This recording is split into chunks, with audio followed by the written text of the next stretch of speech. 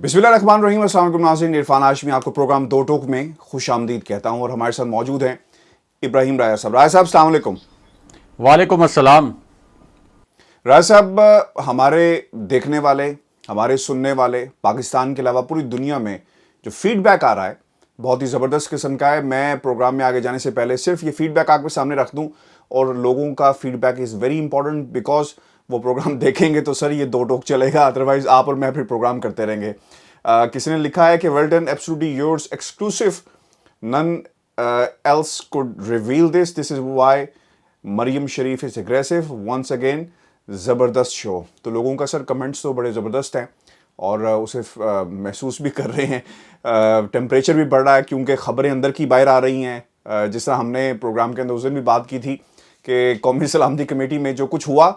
इससे पहले चीज़ें बाहर नहीं आई थी, लोग अपने हिसाब से नैरेटिव बिल्डिंग कर रहे थे। जी बिल्कुल, फीडबैक जो हमारे व्यूअर्स का आता है वो कभी कमेंट्स पढ़ने का मौका मिले तो उससे पता चलता है कि कितना ज़बरदस्त सियासी शऊर है हमारे जो व्यूअर्स हैं, और वो जो एक वो फीडबैक देते हैं उसके अंदर जो सवालात वो पूछते हैं उससे भी अंदाज़ा होता है कि वो किस किस्म की ख़बरें जानना चाहते हैं, किस तरह की मालूमात हासिल करना चाहते हैं और हमारी जानिब से किस तरह की मालूमात उनको फ़राहम की जानी चाहिए। तो हम कोशिश करते हैं कि अपने जो व्यूअर्स हैं उनके फीडबैक को भी मद्देनज़र रखें और फिर कोशिश करें कि जो भी हक़ाइक़ हैं, चाहे वो तल्ख़ हों, चाहे वो किसी के लिए बहुत खुशाइंद हों, लेकिन वो हक़ाइक़ हम अपने व्यूअर्स के सामने रखें और फिर व्यूअर्स की जजमेंट पे छोड़ें कि हमारी सहाफ़त कैसी है। बिल्कुल सर, टाइम क्योंकि बहुत शॉर्ट होता है हमारे इस प्रोग्राम का, 1 घंटे का प्रोग्राम नहीं है। Let's come back to the main stories today. Usman Mirza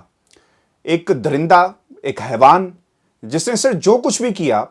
इसकी जितनी भी मुज़म्मत की जाए कम है, और ना जाने कितने उस्मान मिर्ज़ा इस वक्त पाकिस्तान में मौजूद हैं जिनका कोई अता पता नहीं है और इसी तरह ब्लैकमेल कर रहे हैं। इसकी इस स्टोरी का एक तो सर सोशल एस्पेक्ट है कि आप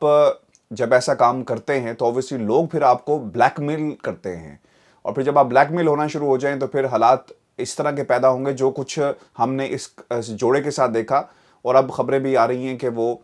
शादीशुदा, उन्होंने शादी भी कर की है, और ऑब्वियसली इसके मज़ीद एस्पेक्ट स्टोरी के सामने आए हैं। एक गैंग है जो बेनकाब हुआ, एक दरिंदा था जो सलाखों के पीछे है, लेकिन इसका एक पॉलिटिकल एस्पेक्ट भी है।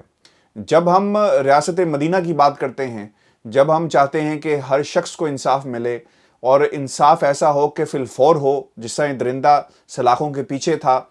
इमरान खान वज़ीर-ए-आज़म पाकिस्तान, एक्शन लिया गया और हदायत जारी की गई कि इस शख्स को फौरी गिरफ्तार किया जाए और उसे कैफ़े किरदार तक पहुंचाया जाए। प्राइम मिनिस्टर का इंटरेस्ट लेना, रियासत कैसी होगी माँ के जैसी, सर ये एक जुमला हम वकला तहरीक में सुनते थे, तो आज रियासत ने अपना किरदार अदा किया है।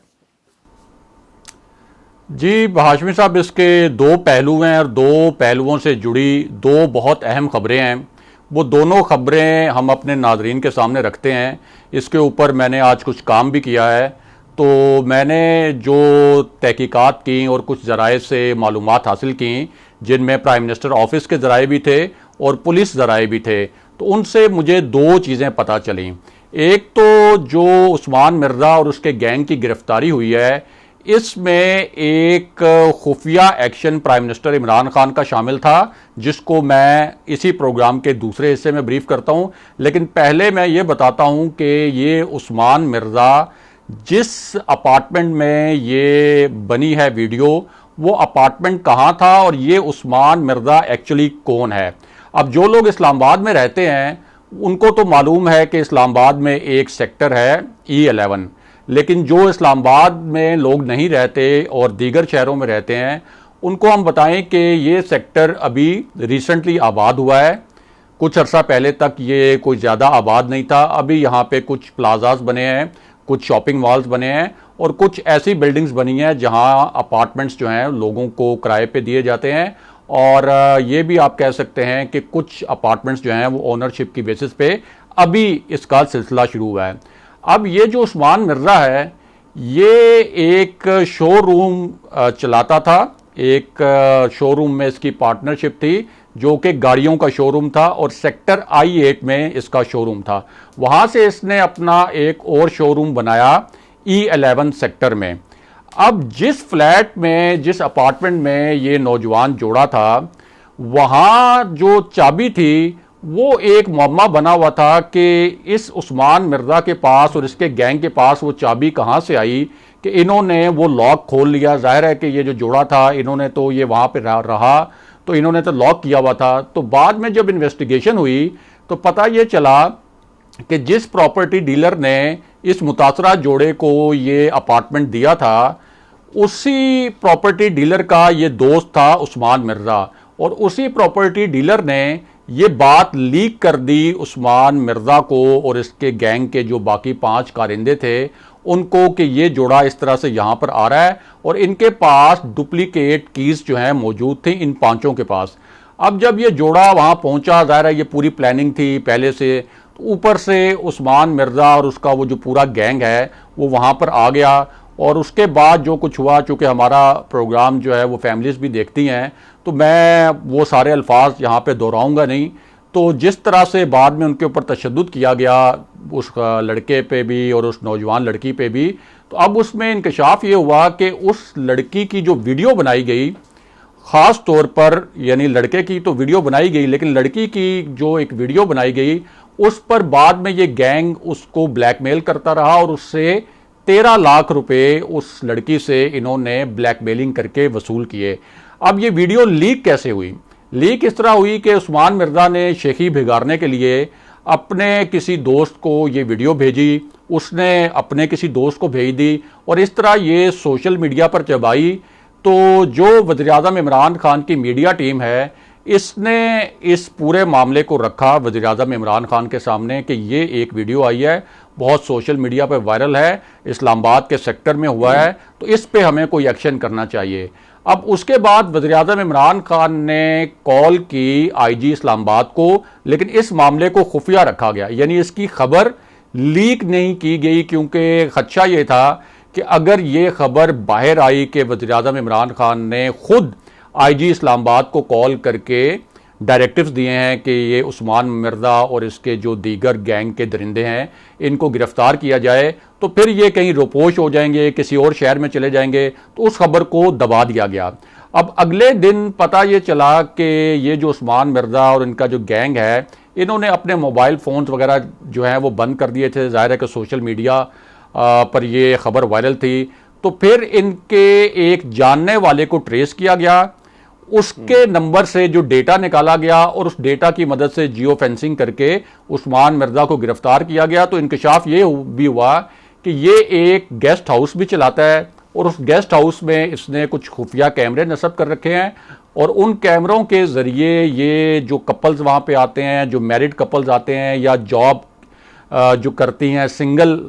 जो ख़वातीन हैं जो मुख्तलिफ हॉस्टल्स में भी कुछ अर्सा रहती हैं और फिर उनको किसी अपार्टमेंट की तलाश होती है, किसी गेस्ट हाउस की तलाश होती है, तो वहाँ पे इसने खुफिया कैमरे लगाकर उनकी नाजेबा जो वीडियोस हैं वो भी बना रखी थी और वो वीडियोस भी बरामद कर लेगी। अब ये 5 लोगों का गैंग था, 4 लोग तो पहले गिरफ्तार हो गए, आज एक और छापा पड़ा और उसकी भी गिरफ्तारी हुई। और एक वीडियो भी आपको दिखाते हैं जिसमें प्राइम मिनिस्टर इमरान खान ने जो एक कॉल की थी IG इस्लामाबाद को अलग से, उसके बाद जुम्मे के रोज़ प्राइम मिनिस्टर ने IG इस्लामाबाद को दोबारा बुलाया प्राइम मिनिस्टर ऑफिस में, उनसे मुलाकात की, उसकी वीडियो भी इसी प्रोग्राम में हम दिखाएंगे, और फिर पूरी ब्रीफिंग ली उस्मान मिर्ज़ा का ये जो एक दरिंदगी थी उसके ऊपर। और उन्होंने कहा कि ये आपने इंश्योर करना है,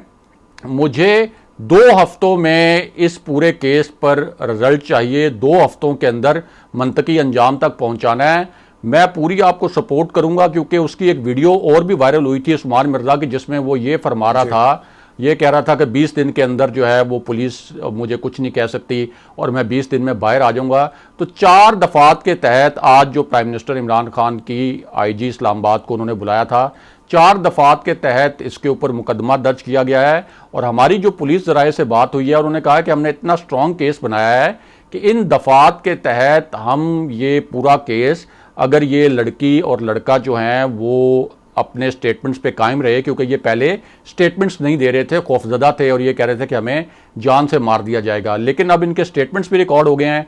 तो प्राइम मिनिस्टर ने 2 हफ्ते की डेडलाइन दी है कि इसको मंतकी अंजाम तक पहुंचाना है। और पुलिस जराए कहते हैं कि अगर ये स्टेटमेंट्स पर कायम रहे लड़का और लड़की, तो फिर ये मामला जो है कोर्ट अनकोर्ट, जो पुलिस जराए कह रहे हैं कि ये सजाए मौत तक भी जा सकता है। ये इतना संगीन दफात उस लगाई गई हैं ताकि फिर दोबारा से किसी को जुर्रत ना हो कि जिस किस्म की दरिंदगी की गई और फिर उस पर एक दीदा दिलेरी भी दिखाई गई। अच्छा साहब, ये तो खैर रियासत ने जो कुछ भी किया ये ज़रूरी था, इन मुजरमान को पकड़ना और उनके कैफे किरदार तक पहुंचाना, मंतकी अंजाम तक पहुंचाना हमारे माशरे का भी किरदार है राय साहब, जिसपे हम सबको अमल करना चाहिए। इस वीडियो को जब लोगों ने तकसीम किया, यानी शेयर किया गया, फॉरवर्ड मैसेजेस भेजे गए, मेरा ख्याल है कि ये कुछ ज़्यादा था। हमारी एक अपनी भी इखलाकी हैसियत है, हमें इसको वहीं पर रोक देना चाहिए था जब लोग आपस में इस वीडियो को शेयर कर रहे थे, क्योंकि शरई लिहाज से ये सही नहीं था। और अगर किसी का राज राज ही रहता, अल्लाह ताला पसंद करता है ऐसे फेल को जिसमें आप लोगों की पर्दापोशी करते हैं। एक तो चीज़ ये थी। दूसरी चीज़ आपने ये कही कि अगर, जिससे आपकी बात हुई एसएसपी साहब से, वो ये कहते हैं कि जनाब अगर ये अपने बयान पर कायम रहे तो इनको सज़ा हो जाएगी। मेरा ये ख्याल है कि आपको याद होगा जतोई सिंध का जो वाक़या था, उसमें रियासत ने अपना मुद्दई बनी और रियासत ने कहा कि जनाब आपने माफ़ कर दिया होगा, दूसरी पार्टी को कहा, लेकिन रियासत माफ़ नहीं करेगी। तो मेरा ख्याल है कि यहाँ पर भी एक एग्जाम्पल सेट होनी चाहिए कि रियासत माफ़ नहीं करेगी, चाहे बयान आए, बयान रिकॉर्ड हो या ना हो, रियासत को अपना किरदार अदा करना चाहिए। हाशमी साहब, अभी प्रोग्राम की रिकॉर्डिंग के दौरान ही मेरे मोबाइल पे एक मैसेज आया है और उस मैसेज के ज़रिए मुझे ये भी बताया गया है कि वज़ीर-ए-आज़म इमरान खान के डायरेक्टिव्स पर अब रियासत इस केस की मुद्दई बन गई है। यानी अब ये नहीं हो सकता कि वो लड़का लड़की अगर इस केस को फॉलो ना करना चाहें, इसको परस्यू ना करना चाहें, इसके मुद्दई ना बने तो ये केस ख़त्म हो जाएगा। बल्कि अब रियासत जो है इन 4 दफ़ात के तहत जो मुकदमा बनाया गया है, मुकदमात बनाए गए हैं, उसमें रियासत मुद्दई बन गई है। क्योंकि रियासत ने ये समझा है, जो मुझे अभी मैसेज मिला है, कि चूंकि ये मामला जो है सिर्फ एक स्पेसिफिक जोड़े तक महदूद नहीं है, एक तो उसका ज़ाहिर गेस्ट हाउस भी था, दूसरा इसको इबरत का निशान बनाना इसलिए ज़रूरी है कि अगर आज ये बच्चे डर जाएं और रियासत जो है मुद्दई ना बने और ये केस जो है वो शेल्व हो जाए, बंद हो जाए, तो इसका मतलब तो ये होगा कि कल 50 उस्मान मिर्ज़ा जो हैं वो और उठ खड़े होंगे, वो भी इसी किस्म के इकदाम उठाएंगे, इसी किस्म के घिनौने काम करेंगे, फिर उन बच्चों को ब्लैकमेल करेंगे कि वो इस केस को परस्यू ना करें। इसलिए अब फैसला ये किया गया है कि रियासत इस मुकदमे में मुद्दई बनेगी। दूसरा जो आपने बात दूसरी जो आपने बात की कि सोशल मीडिया पर इसको फैलाना नहीं चाहिए था, उसके हाशमी साहब मैं 2 पहलू देखता हूँ। एक पहलू तो जिन्होंने इस वीडियो को सिर्फ इसलिए फैलाया कि जिसको हम कहते हैं कि सिर्फ बहुत नामुनासिब लफ्ज़ है, कुछ लोगों ने एंटरटेनमेंट के लिए इसको फैलाया, लेकिन बहुत से लोग ऐसे थे जिन्होंने सोशल मीडिया पर इन दोनों जोड़ा जो था उनकी पूरे चेहरे जो है मुकम्मल तौर पर ब्लर किए। सोशल मीडिया पर यह कैंपेन चली कि इस दरिंदे को गिरफ्तार करना चाहिए, और मैं समझता हूं कि सोशल मीडिया का बड़ा पॉजिटिव रोल था कि अगर ये कैंपेन ना चलती, ये वीडियो वायरल ना होती, यानी उनके चेहरे ब्लर करके, उनकी आईडी छुपा के, जिस तरह के हमने, यानी मुझे सारा इस जोड़े का बैकग्राउंड मालूम है, लेकिन हम क्यों उनके नाम लें, क्यों उनकी आईडी जाहिर करें, उनकी एक पर्सनल जिंदगी अपनी है। तो ये जो कैंपेन सोशल मीडिया पे चली थी कि इस दरिंदे को गिरफ्तार करना चाहिए, मुझे तो लगता है वो बड़ी बेनिफिशियल थी। उसी की वजह से ये एक नेशनल इशू बना, और फिर अब एक खौफ पैदा होगा हाशमी साहब दूसरे लोगों में जो इस तरह की गंदी गलीज जहनियत के मालिक हैं, जो इस तरह के नफ्सियाती मरीज हैं, उनमें खौफ पैदा होगा कि दोबारा अगर हमने इस किस्म की कोई हरकत की, किसी की वीडियो बनाकर उसको ब्लैकमेल करने की कोशिश की, तो हम कानून के आईनी हाथों से नहीं बच सकते। और फिर ये सोशल मीडिया भी आपके एहतसाब का एक बड़ा ज़बरदस्त हथियार है। लेकिन ये कह रहे हैं कि इस वीडियो को सोशल मीडिया से हटाया जाएगा। सर ये कैसे मुमकिन होगा? हरकुलिन टास्क है, आप एक वीडियो को अब एक मोबाइल के अंदर मौजूद है, कैसे इसको हटाया जाएगा? कुछ चेक्स लगाए जाएंगे इस वीडियो के हवाले से, फेस रिकग्निशन होगी, किस तरह होगा? जी हाँ, इसमें एक तो ये है कि इस वीडियो को जिन लोगों ने बगैर उनके चेहरे मुकम्मल तौर पर ब्लर किए उन्होंने इसको आगे बढ़ाया है, उनकी आईडीज ट्रेस की जाएंगी, और अगर किसी ने ऑन पर्पस यानी किसी घिनौने मकसद के लिए इस वीडियो को आगे बढ़ाया है तो उसके खिलाफ तो FIA साइबर क्राइम विंग जो है वो कार्रवाई भी करेगा। और जिन्होंने सिर्फ इस वजह से आगे बढ़ाया कि इसके ऊपर जो है वो कार्रवाई हो, लेकिन उन्होंने इनके चेहरे ब्लर नहीं किए या उनके पास इतना शऊर नहीं था कि इनके चेहरे ब्लर करने चाहिए थे मुकम्मल तौर पर ताकि इनकी आईडीज ज़ाया ना हो, तो वहाँ से ये वीडियो डिलीट करवाई जाएगी। क्योंकि अमूमन ये बहुत मुश्किल होता है कि जब ये मुख्तलिफ वेबसाइट्स पे चली जाती हैं वीडियोस, हर किसी के फ़ोन से निकालना बहुत मुश्किल होता है। लेकिन जो कैंपेन चली थी, जो सोशल मीडिया एक्टिविस्ट थे, वो कैंपेन तो असल में ये चली थी कि इस दरिंदे को गिरफ्तार किया जाना चाहिए। तो मेरा ख्याल है कि अगर ये कैंपेन ना चलती तो फिर ये उस्मान मिर्ज़ा ना गिरफ्तार होता, और पता नहीं कितने और उस्मान मिर्ज़ा आपको यहाँ मिलेंगे जो इसी किस्म के घिनौने काम कर रहे होंगे, और जल्दी जल्दी में उन्होंने अब अपने वो खुफिया कैमरे उतारे होंगे और जिस किस्म के उन्होंने वो प्लान किए होंगे अब उन्होंने वो सारे प्लान अपने शेल्व किए होंगे। तो इसलिए ये बड़ा ज़रूरी था कि ये उस्मान मिर्ज़ा बेनकाब भी होता, गिरफ्तार भी होता, इसके ऊपर क्रैकडाउन भी होता, और इसको जिस तरह से अब इबरत का निशान बनाया जाएगा, ये एक टेस्ट केस भी है जिस पर प्राइम मिनिस्टर बड़े डिटरमिन्ड हैं और उन्होंने कहा है कि 2 हफ्तों के अंदर मुझे इस पर नतीजा चाहिए कि इसके खिलाफ हमने अब क्या ऐसी कार्रवाई की है कि दूसरों को इबरत आए कि दोबारा कोई ऐसी जुर्रत ना करे ये काम करने की। बिल्कुल सही है सर। ऐसे उस्मान मिर्ज़ा सलाखों के पीछे होने चाहिए। इंसान के अंदर एक दरिंदा मौजूद है, लेकिन ये इंसानों के अंदर एक दरिंदा था और वो अपने कैफे किरदार तक पहुंचा। व्यूअर्स, ये हमारा आज का शो था, बहुत ही स्पेशल इसलिए कि हमने लोगों को एक आगाही पहुंचानी है, शऊर जगाना है हम सब ने मिलकर, और आप अपने बच्चों के दोस्त बने। और ये बहुत ज़रूरी है निकाह को आम किया जाए, और नहीं तो फिर जब आप वनरेबल हो जाते हैं तो ऐसे दरिंदे आपको ब्लैकमेल करते हैं और हालात ये होते हैं। इससे बचना बहुत ही ज़रूरी है, ये हम सब की जिम्मेदारी है। अपने कमेंट्स हमें ज़रूर भेजिएगा और मुझे और आया साहब को इजाज़त दीजिए। अल्लाह ने के बाद।